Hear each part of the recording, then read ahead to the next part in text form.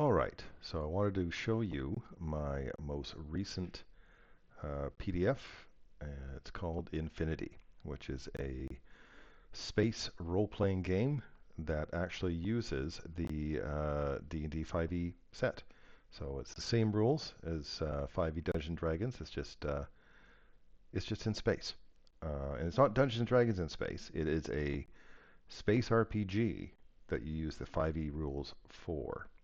Now, it's just released on Drive-Through RPG, the PDF is, and it's also on my Patreon. If you're hearing this, purchasing it from my Patreon, I get a higher percentage, so it's always recommended. Um, and it's also released on Foundry as a module. So we'll go through both of those things in this video. So the PDF, I'll go through what the actual rules are, like why, what is space in D&D and all that. Um, so again, it's very much like 5e. You have classes and subclasses, origins, feats, equipment.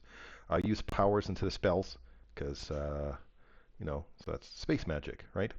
So the powers I use are psionics, technical gadgets, and medical expertise. So it's not magic. It's just it's either technology or psionics. I also flesh out a bit of space combat because I mean, what's an RPG, a space RPG without space combat? Changed some of the skills. I removed acrobatics and just put athletics, where you can use either strength or dexterity for, depending on how you're doing it. Which, in my opinion, that's kind of how it always should be. Same with intimidation, I put strength or charisma. But it's good to know, though, that in Dungeons and Dragons, and a lot of people don't know this, you can actually change the attribute for the skill depending, on the DM's, up to the DM, of course, to approve it. But you could say, hey, I'm going to be using strength for investigation because I'm going to toss the whole place to see what I can find, right? So things like that. It's important to know that you could always do that in D&D. But some skills obviously have been removed, and some skills have been added for a space RPG. Obviously, piloting, programming, I mean, xenology. These are all things that they've been added. Obviously, you don't see things like religion or history or whatnot in there that was kind of specific to D&D. Goes in here talking about the powers, of course, psionic powers, your Jedi or whatever you want to call it, your technical powers, your gadgets, and so on, and your medical powers, like Bones off of Star Trek always has a gadget that can fix people. He can swallow a pill and grow a new kidney. So material components are very important when it comes to like technical and medical powers, because those are, technically the powers are coming from those gadgets, but psionics won't actually have the material components. They just use it with their mind. Equipment, of course, has been changed, but however, like even the weapons and so on are there, the space guns and all that type of stuff, the lasers and the heavy armor. Um, but there's no reason why you couldn't use like old, well, I shouldn't say old, but the D&D weapons in the space game. They would all work, like would all work together. Currency, obviously, I just made it as credits. Space combat we'll get into a little bit more of that. So there are 8 classes that I created. Bounty Hunter is what you would call a half caster in a way. But he would use technical skills instead of, so very similar to like what you would call, what other half caster would be, I guess an artificer, I guess. But you get your, I mean, it's the same as D&D when it comes to the hit points, armor proficiencies, tools, all that type of stuff. Prepared powers, very much like, your spells, very much like a half caster. So they would get it on the technical level. And each of my classes do have 3 subclasses built in. So Tracker, Cyber Hunter, Wrecker, then the Doctor. That's obviously the healing class, so to speak. It's a so-called full caster. And I don't have cantrips. They're called utilities. Really, they're the same thing as cantrips. but they're just called utilities in this game because it makes more sense to be called that. But again, there's still the leveled powers, just like you would in Dungeons and Dragons. And again, the 3 subclasses are built in: Plague Doctor, Bioengineer, Combat Medic. The Explorer is kind of like the Ranger, so to speak. It's a half caster again, but casting for medical skills. Oops, I see an error that I did just there. Wow. That's on my finished product. That's terrible. I got to fix that. Um, but it is, yeah, half caster for medical, and then the subclasses are Pathfinder, First Responder, Scout. Operative is your rogue style, so you do have the precision strikes as well, and some of those features will kind of be very similar to the rogue, just with a space type of flavor to it. Subclasses of Saboteur, Infiltrator, Ghost, the Scion, that's your Jedi or whatever you want to call it, and they're like they have a lot of psionic skills. Again, they're a full caster. And their subclasses are Blade Master, Mindbreaker, and Kinetic Savant. Soldier is your fighter, except that defaults to more dexterity than strength, right? Because it's you mostly with range weapons for a soldier. Very similar to a fighter when it comes to weapon mastery, second wind. You can see it's mostly just a fighter with some with space flavor to it. So very versatile that way. Their subclasses: Gunslinger, Space Marine, Demolitionist. Technician is your caster, your full caster, so to speak, when it comes to technology. And they're actually kind of your off. Mostly their powers are very offensive, but what you would expect in a full caster: utilities, powers, what levels, and so on. Their subclasses: Hacker, Artificer, and Mechanic.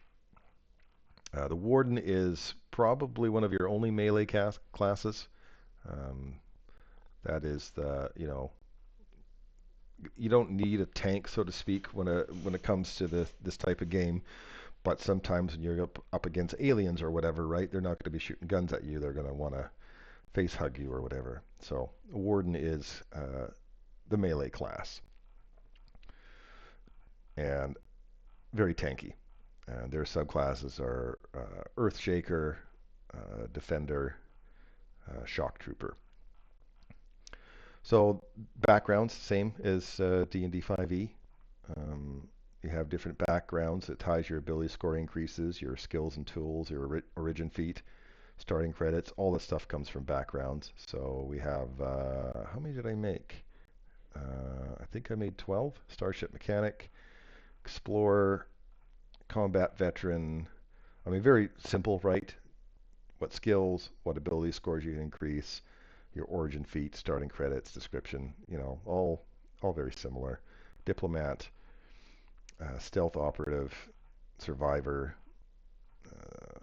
Xenologist, Tactician, Medic. Oh, I see you didn't put them in alphabetical order. Technophile, Rogue, Trader, Scion, Initiate, and then a custom background. I actually built this in where you can create your background how you want it. So you don't have to go with what I made. You can make your own. Species, I didn't put too many species in it, but I did put a custom one as well, so you can build your own alien, so to speak. So human, of course, same human as from the player's handbook. Heroic inspiration, the whole thing. Like, it's just there's no need for me to recreate the human. I made Fearin, which is a fire type humanoid, a Thalassari, which is aquatic, and like a mineral type humanoid, Vortani, a winged flying sub species, the Zephyrian. Now, flying in RPGs obviously not as powerful as they are in D&D because like flying is kind of built into the game, so it's not that bad. It's not like it's terrible that everyone will just take your flying species.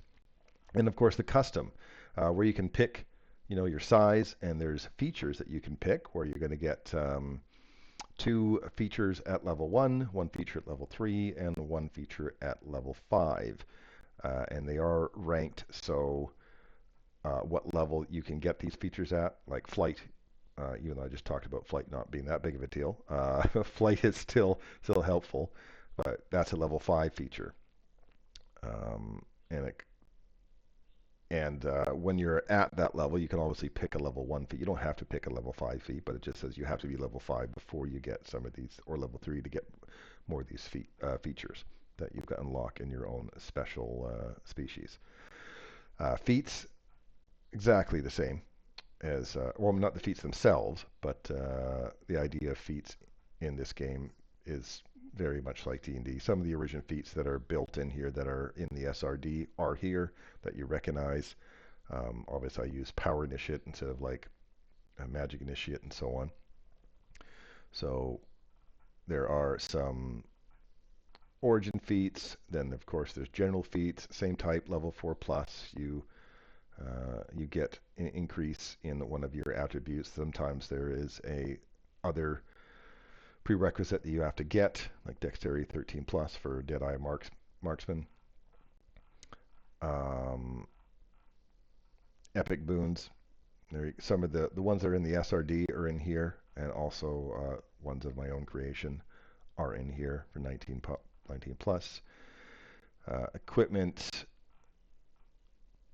I mean, there's explosives in here, obviously, that they don't really have in D&D. But a lot of the other things, you'll notice what they are: finesse, heavy, light, and the weapons. The cost will be in credits. They all have masteries in them as well, and the properties. Of course, you could use the weapons that are in the Dungeon Master's Guide are also, they're also in here.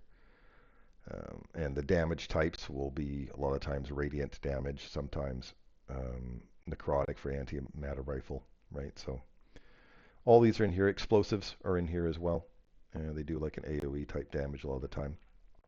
Armor and shield. Most of the time you don't use heavy armor. That's only like usually your wardens and so on. Different types of shields. Some of them give different abilities. For example, stealth suit will give you invisibility once per day for a minute. So it's not just because there's no magic armor, right? Because there's no magic in this. You're not going to pick up unless it's technology that's changing the armor or weapons. Tools, obviously, they've been changed a little bit. Chemist lab, engineering kit, hollow chests. The flavor that you would expect in a space RPG. Land vehicles obviously been changed. Vehicles are important in this game. Maybe not necessarily the land vehicles part. The space ones are maybe a bit more important, but that has its own chapter. So powers, as I was talking about, there's technical powers, medical powers, and psionic powers. So very similar to spells. And then how it talks about how medical powers and technical powers will probably need a material component, like your spell component pouch, so to speak, for medical is obviously your doctor's bag, and for technical powers, it's obviously like a gadget bag, so to speak, to have all of them. So I'm not going to go through every single spell or power, I should say, but all the same way. And I did try to keep the powers to a few lines because, when you look in the player's handbook, sometimes the spells are 18 paragraphs long, and it's unnecessary. They did a better job with 2024. They cut it down a lot, but they're still. I try to keep it as simple as possible when it comes to powers. Obviously, if it's popular, you can do an expansion power book.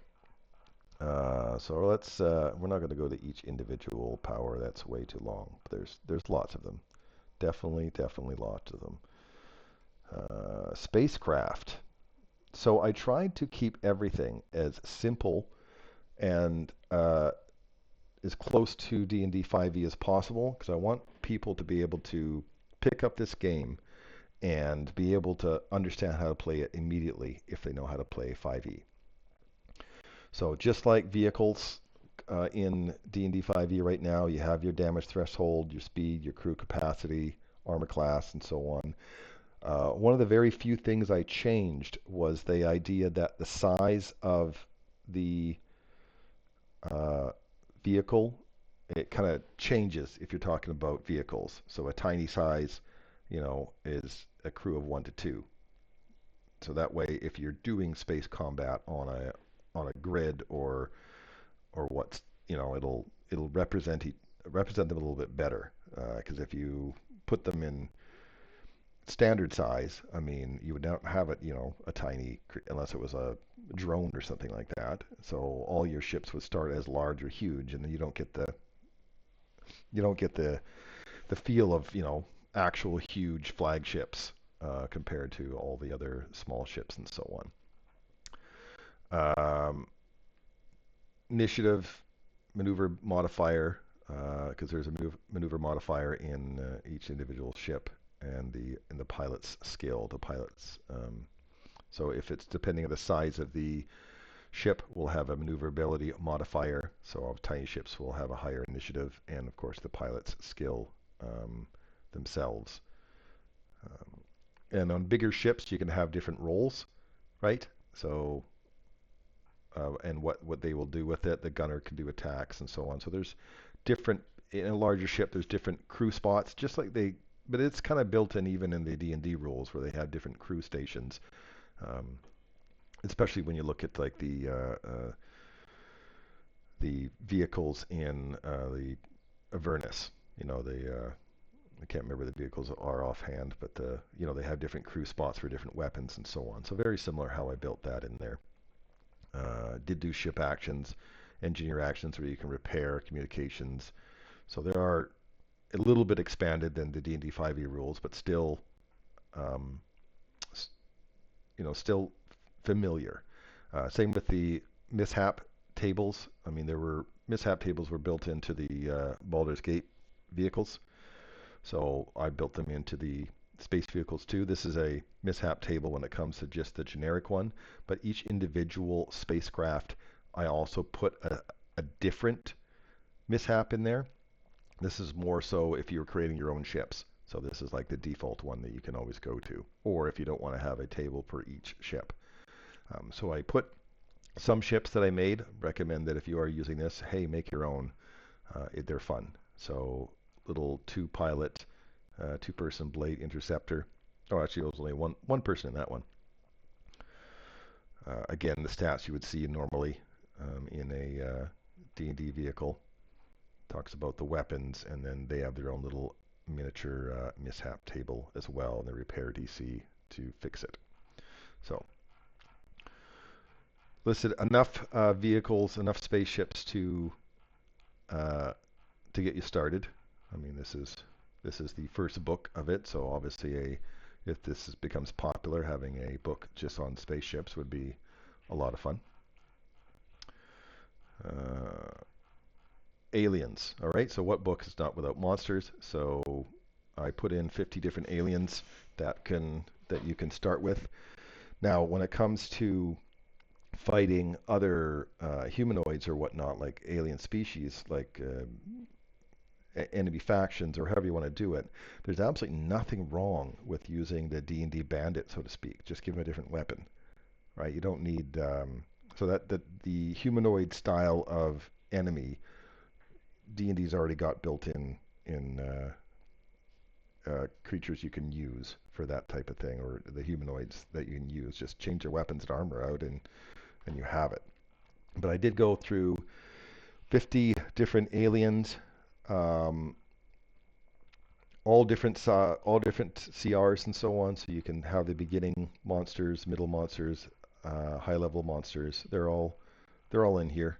They're all using the 2025 Monster Manual stat block as well, so it's current. Not going to go through every alien, obviously, because there are 50 of them. Um, where am I going here to? What I got there?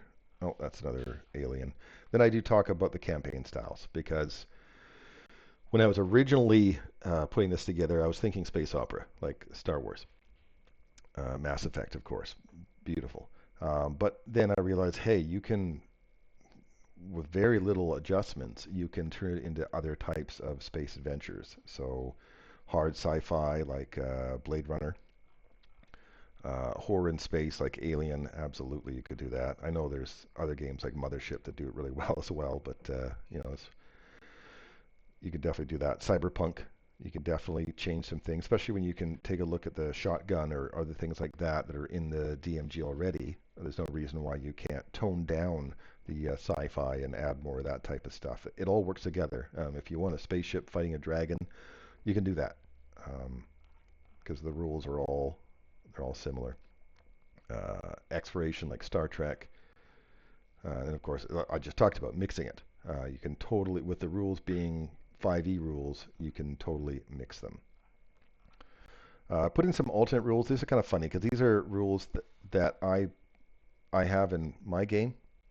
So I thought it would actually, hear my alternate rules that I use in a game that might make it a little bit better. So some of them you may already be using in your game. So that's the PDF. That's the adventure. Now I do have a Foundry version as well that has all of the stuff built in. I mean, it is separate from the PDF, but it's in the Foundry Marketplace right now. So all the aliens I talked about are right here in the compendiums when you put them in. All the abilities work. This isn't my first Foundry module, so it does work quite well. Also with the land vehicles are in here, already built in. Well, Desert Rover doesn't have any weapons, but spacecraft, all of it's in here. There's the features of the spacecraft already built into the Foundry. The equipment is all in here, the gear, the armor, the different shields, all built in.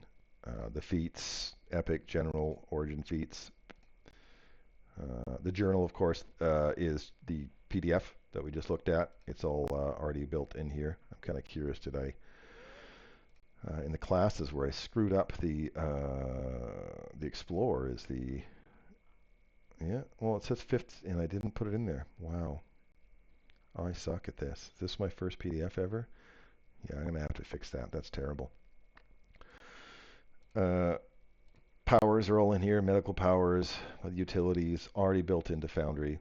So you can, and of course the classes are in here, doctor, subclasses, origins, so the backgrounds, the different species, and they all work. So one important thing to know is if you did get the Infinity package, it's usually better to, you see how there's the SRD content in here? I can't remove that. That's built into the Foundry D&D system, right? But if you go into the sources, so you can uncheck the system part that's built into the SRD. So that way when you use the compendium browser, it only shows up the affinity stuff, right? So, and they're all in here. I mean, some things I can't remove, like the magical part. But for example, even in the powers, the spell list, I can't change that because that's built into there. But I did make it so they're medical powers or technical powers, so you can, get them that way. So I'll even show you if I create a character. This is tester, and I want to go grab a class. Let's say I'm going to be a bounty hunter. Stuff that you would expect in Foundry already built in. Picking your proficiencies, armor training, weapon proficiencies, your tool proficiencies, all built in. Weapon masteries, I want laser pistol and antimatter rifle. Why not? Uh, and I've even built it in that you get the gear as well, so you can choose what type of armor you want. That's in the starting package. Laser pistol, obviously antimatter rifle is not going to be in there. Uh, and then powers, and then there's and then the same thing with like species and background. If I want to add, I'll do the custom background. Why not? So you can see that it customs in here. I'm going to add 2 to my dex and 1 to my con. Choose 2 more skill proficiencies, 2 more languages, uh, tool proficiencies. Why not? My origin feat, tech savvy, species, same thing. I'll do custom species so you can see. So I'm going to be small. Why not? And then I can choose 2 of the origin species part. Like again, level 3, it'll ask me another group, and level 5, it'll ask me another one to get. But maybe I'll have echolocation because I'm a bat creature, and I can do data interference because I have something built in.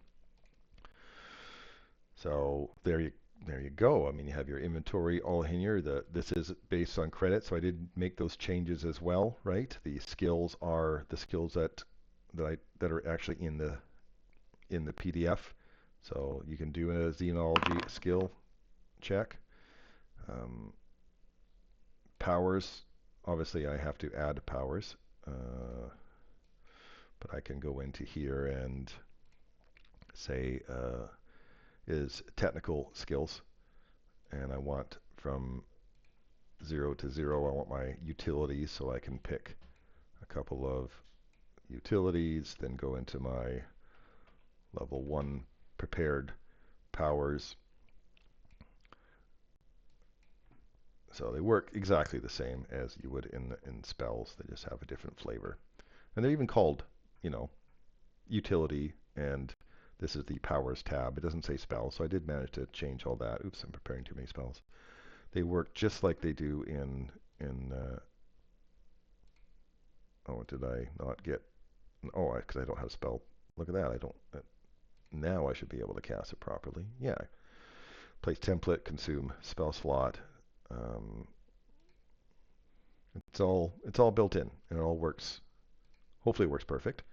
Obviously, I can already see the mistake that I made in the Explorer, but the Foundry should all work properly. So leveling up should go through the whole thing. So I'm going to change it to, let's say, I'm going to do the level 2, take average, tactical movement, my max powers change, got it, and then let's go to level 3, and it will, this is for my species. How I said I can pick another species. It even says level 3 ones next to it, but you don't have to pick level 3. You can pick whatever you want. So I'll pick Trevor Sense, take average hit points, prepared spells, and of course subclasses will come up with the 3 subclasses that I built in. So tracker, get the marked query. So there it is. I've shown you the Foundry module along with the actual PDF and the rules that go with that. So hope this was informative, and hope you check out Infinity. Thanks for watching.